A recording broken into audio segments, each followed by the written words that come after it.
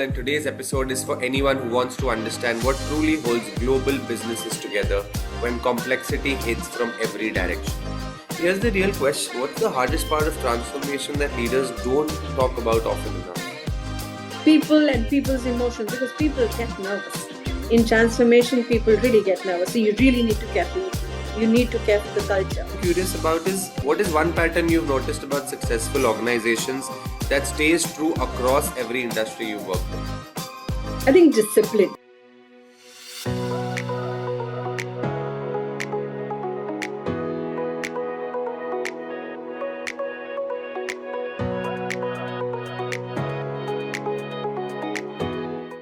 Hello everyone and welcome to FaceTime with Leaders powered by Directors Institute World Council of Directors. I'm your host Tanay All, and today's episode is for anyone who wants to understand what truly holds global businesses together when complexity hits from every direction. We are talking leadership at scale, governance that drives growth, navigating crises, and making high-stake decisions across borders, industries, and boardrooms. Because behind every successful organization, there are leaders who don't just manage risk, they transform it into opportunity. Today's guest is one such leader. With over 26 years of experience, she has operated at the highest levels of global businesses as Managing Director, Global General Counsel, and board member across multiple organizations, shaping strategy, driving expansion, and leading through some of the most complex transitions in modern corporate environments. Please join me in welcoming Miss Priyanka Sinha. It's an absolute pleasure and honor to have you with us on the show today. Thank you, Tanay. It's been an honor. I've been, I don't know whether I deserve all the kind words you showered at me. But thanks a lot. It's been a fantastic journey. I can actually say I have, and people in my generation have seen real transformation, right from the tape recorder radio days to artificial intelligence and robotics today, right? So it's been a fantastic journey for me, a lot of learnings from my seniors, a lot of contribution as I have grown, and then learning and relearning, and then learning from the next generation. So it's been incredible. What matters is resilience. The mantra of change, transformation, and really make it. And world has become a one platform, right? Everyone's working with everybody. So what really has kept me going is resilience, learning, and continue to move. So thank you very much for your introduction. Yeah, I think those core values always help anybody, anywhere, in any realm of life. Ma'am, we would love to start by talking about your career spans telecom, healthcare, consumer brands, technology services, and across all of this, you've operated not just as a legal leader but as someone deeply involved in shaping business outcomes. Yeah. Looking back at your journey, when did it really click for you that legal governance and risk functions are not just about protecting a business, but about actually enabling it and to grow and scale? And what would you say to leaders who still think these functions as a necessary cost rather than a strategic advantage? Thank you for the question, Tanay. So before I joined the corporate, I was part of law firms. I worked in various law firms where you are you're in the front line. You're bringing business. Protecting your clients, and so on. And when I moved and came to corporate, is when I realized that an in-house counsel job starts when an outside counsel job stops, right? Because they give you an opinion, they give you an advice, and then as an in-house, you work with business, you understand the needs, and then start to interpret, right? Interpretation of statute is key to any business and any situation. So not just interpret, but a sustainable, legally viable interpretation. Yeah. And that is where I started to realize that I'm not just a support function. I'm actually a growth enabler. And any business which does not look into really running their organization in a legal compliant manner is sure to tank. Absolutely sure to tank. So how do I make sure that I do all of that? I mitigate risk. I make sure it is compliant in a sustainable manner. And it started when I moved to in-house, and then it became stronger as I moved to senior roles. I started, traveling internationally. I started to meet lawyers and business leaders across the globe. And this, of course, there's a lot of learning, and you realize that eventually you do good business, you do ethical business, that is your license to operate. You will operate well when you're doing it correctly. And then it is my job to make it correct. The business will tell me what they need. As long as there are no red flags, as long as there are no issues which will get my organization and people into serious kind of legal situation, a financial crisis, a reputational damage, as long as all this is not happening, and I'm able to therefore translate law for the organization for it to grow. And that's my job, and that's exactly what I've been doing, trying to do so far. Very well said, ma'am. I think when the legal process and the structure, all of this is in place, especially today, when so much data is digital and available to everybody, I think it becomes even more important that, these regulations are in place. Absolutely.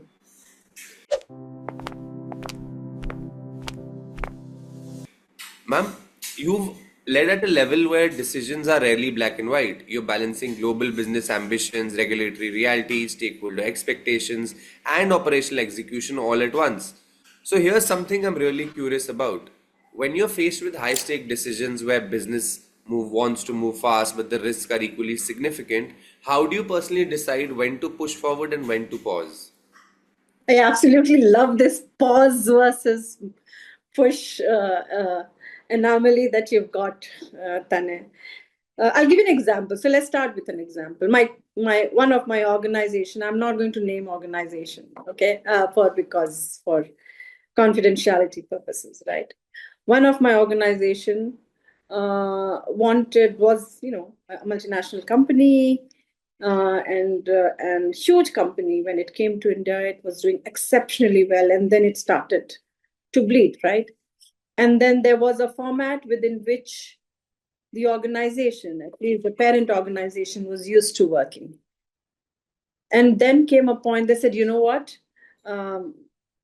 We had those discussions, and I said, the business is bleeding. We need to really move fast.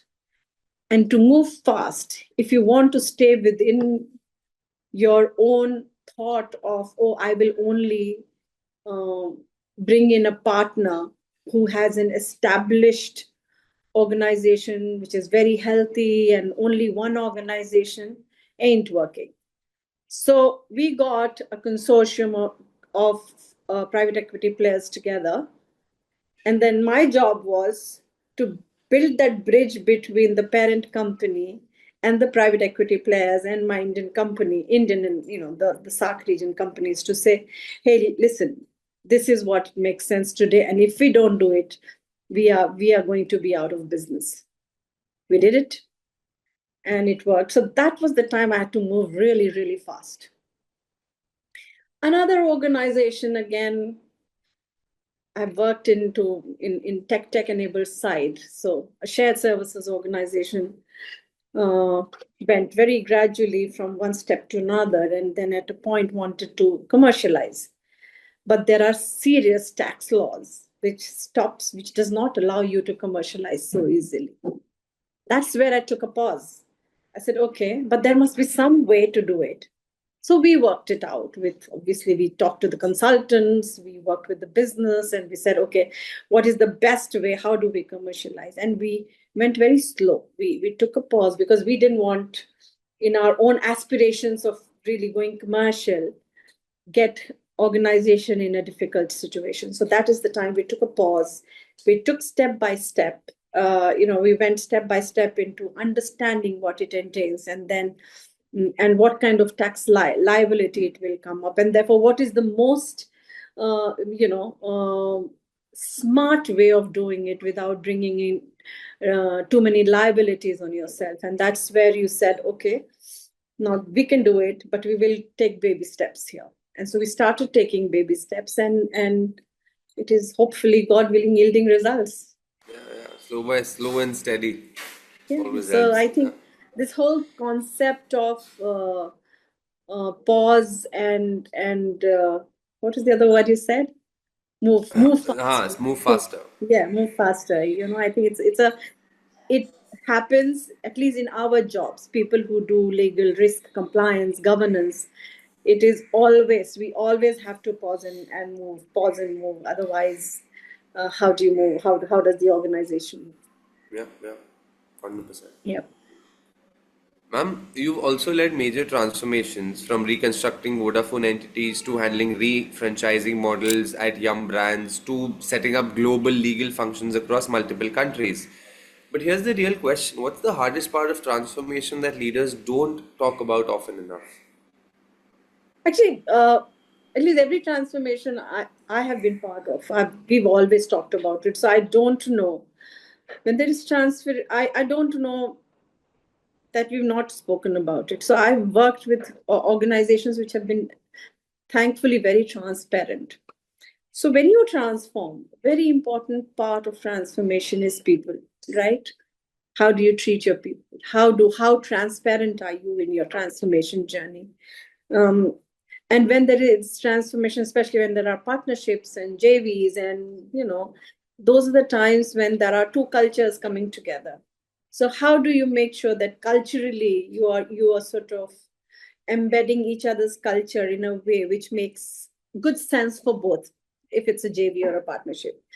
If it's another type of transformation, then how transparent are you in telling what is our goal, what milestones, how slow or fast are we moving, what do we need to do? I think people and people's emotions, because people get nervous in transformation. People really get nervous, so you really need to care for your people, you need to care for the culture, you need to amalgamate the culture, you need to make sure that whatever goal settings you've done for yourself, you're meeting all of that by taking people alongside. You can't do it alone. You have to take your people alongside and make sure you're doing it correctly.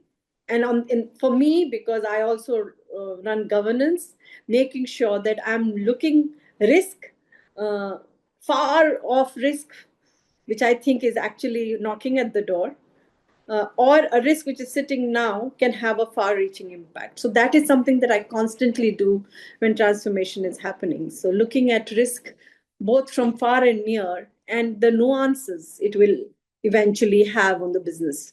So while doing this, people, process, culture, you have to make sure that you're taking people alongside, you're transparent, and so on. So I think, yes, transformation is tough. People are scared, people are nervous, but if you tell them that you have the right intention, this will yield good results, not only for the organization, but also for our people. I mean, in the current world, we can't just, we have to change, we have to embed change, we have to transform. Everyone's so scared of AI. I've worked in tech companies, right? So AI is the thing today. Everyone is very scared of AI. But AI is not going to take away every job. It is a means to making your life easy. So as long as you're telling and embedding and having those honest conversation, transparent conversation, having an ethical business, I think it does the magic. Yeah, very right, ma'am. And especially when transformation is happening, like you said, culture is different everywhere. So the transformation process, Yeah, what explanations are required, will also all be very different and very specific. yeah. Yeah. Ma'am, you've seen businesses operate in completely different environments, from highly regulated industries to fast-moving consumer spaces. So one thing I'm curious about is, what is one pattern you've noticed about successful organizations that stays true across every industry you've worked in? I think discipline. I think discipline of what your strategy you will. So people make strategy, right? But what makes an organization successful is a disciplined execution of strategy. Yeah. So I think that is very, very important. The other important aspect, you may have the best,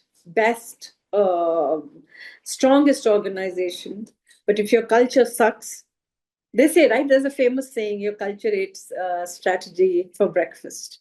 You may have the best strategy, but if your culture does not support your strategy, then you're nowhere. We've seen such big organization really go down because somewhere down the line they were so just looking at working in one direction that they did not, they missed the opportunity of embedding other aspects of business, your people, your culture, and so they all go hand in hand. For me, success is really discipline, compliance, ethical business, and really keeping, and then very strong execution. So, and strong execution comes from discipline. So I think all this put together really makes a business very successful. Very well said.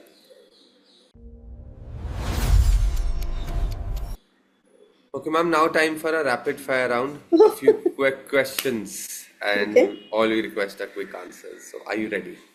Absolutely. Go for it, Tana. Yes. So, here we go. Is governance a growth driver? Yes or no? Yes, of course. Lovely. Is risk management still misunderstood in most companies today? Yes, it is. It is. It Does is very misunderstood. does crisis reveal true leadership?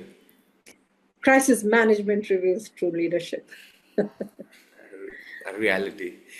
Is We've been cross through yeah. COVID, you see, we've been through Oh COVID. yes. Yeah, the world has seen this crisis. We've managed, and in that I was the centerhead then, and I must share it with you that in that crisis, our 100% of our employees were working from home, getting all the permissions, approvals, etc., getting people, their assets to work on.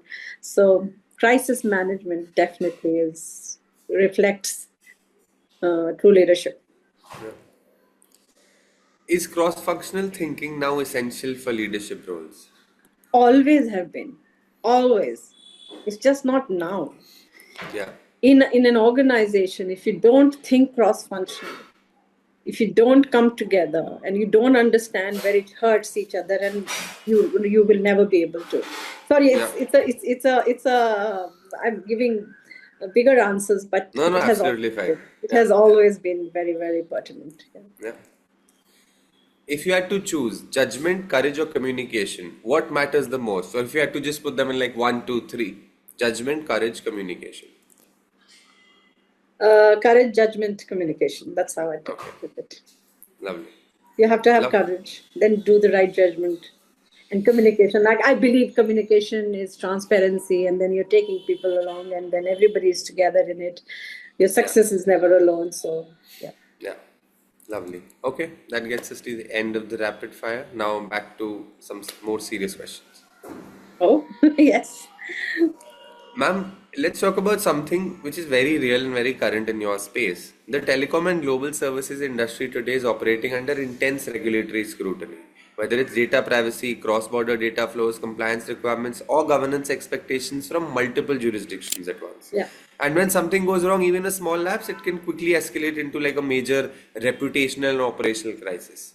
So Yeah. my question is that, ma'am, in an environment where regulatory expectations are constantly evolving and the margin for error is shrinking, what does strong governance leadership look like in preventing and, more importantly, managing such high stakes situations? Need to be aware, right? I mean, 10 years ago, we didn't know about, 10, 15 years ago, people didn't know about something called privacy, data privacy, personal information. EU is now coming out with an act called AI Act. Yeah. Uh, ESG. We were doing CSR, but now there is a whole, a format on environment, social, and governance. So, in different era, different things have been important. The idea is first to absolutely stay on track on what is happening in the world, and how are you really working, going ahead of the time, and making sure you are making your organization ready to take on the challenge, right? I'll give an example. My current organization, we were not bound by GDPR. GDPR, the privacy law, UK, EU passed it, and then it is important for those countries to run. They're very, very cautious about privacy laws. India has just very recently now, sort of passed the Privacy Act. Yeah, and right? the DPDP Act just DPDP coming Act, back. right? We have been doing GDPR sitting in India for our India locations, for our foreign clients since last at least 8 to 10 years. So now when the Privacy Act is passed in India, we have to do very little. Only the local nuances needs to be embedded. We are fully compliant. So what I'm trying to say is you have to think ahead of the curve. Now, India is pitching itself as the tech hub, the AI hub. I would be surprised if very soon the AI Act also comes in India. So what is important is to really keep your eyes and ears open, see what's happening in other nations, and how are they evolving and how they are embedding these regulations, these laws, these principles into their business, and then you make yourself ready also. So that's another way of really keeping yourself ready. True. And when you keep yourself ready, change, like I say, the only thing constant in life is change, right? So as long as you are embracing change and you're keeping yourself and making yourself ready for change, it should not be very difficult. It should not be very difficult as long as we are doing all that is needed to be done. So you have to be aware. Like I said, the world platform is one now. What's happening in EU, what's happening in UK and US is all available now today for all of us. So it is not difficult to see what's happening, and very soon it will also come in your jurisdiction, whichever jurisdiction you're operating out of. Fortunately for me, I have worked multi-jurisdictions, multi-countries, right? So as long as you're aware, you're making sure you're letting your business, your leaders know what is happening in the world, and at some point it'll happen with you, and then you start preparing for it. It should work very well. Change is constant, and you have to be absolutely prepared to embrace change. Yeah, absolutely, and that's the only way going forward in this fast-changing world, right? Correct. Absolutely. Ma'am, you operated at the highest levels of business, managing global risk, governance, board responsibilities, and large scale decision making. But I am curious about something more personal in your leadership journey. You're also part of Directors Institute World Council of Directors. What did that experience add to you as a leader that your corporate journey alone could not? Yes, I think I'm very pleased to be part of Directors Institute, because when I got this whole lot of books, right, and I started reading them, and then I started giving the tests. It was refreshing my own. A lot of times you forget a lot of things. There are so many changes, like you said, appropriately said, Atane. There's so many changes that have come, and there are small nuances that have come, and so to really get that journal from Directors Institute has been fantastic. It's just I'm brushing my knowledge again. I'm reading, and I feel really good. There are new things. I mean, ESG, for instance, how ESG is evolving worldwide, and then Directors Institute has taken it and asking us to know about it. CSR, under the CSR is no more just a tick in the box. It means real work. You're really giving back to the society you live in. You're really giving back to the planet, the world you're living in. I think all that, really reading about it, understanding, and being part of various webinars, etc., have been very, very helpful. I've been a director in 19 companies so far. It's Sometimes it gets very tactical, but really to bring in those aspects of what I have been reading, and learning from Directors Institute has been very powerful. And above all, we are having this discussion, that personal intervention of really making our profile, holistic, and reaching out to people and telling them what we are. Otherwise, I didn't have this opportunity. I mean, I worked in my own space. I'm doing good, but really reaching out to the larger audience has been able to, Directors Institute has been able to do it for me. So big thank you to them. I'm really looking forward to my journey has just started a few months ago. So I'm really looking forward to more learnings from there. Yeah, that's really lovely, ma'am. And thank you so much for those kind words and for, this eye-opening conversation from leading global teams and navigating cross-border challenges to shaping boardroom decisions and driving transformation across industries. Your journey is a masterclass in building businesses that are not just successful but resilient and future ready. So thank you so much once again for joining us. Thank you so much, Tanya. It's been a lovely experience talking to you. Likewise, ma'am. For everyone listening today, whether you're a business leader, an aspiring professional, or someone navigating your own leadership journey, here's something to take away.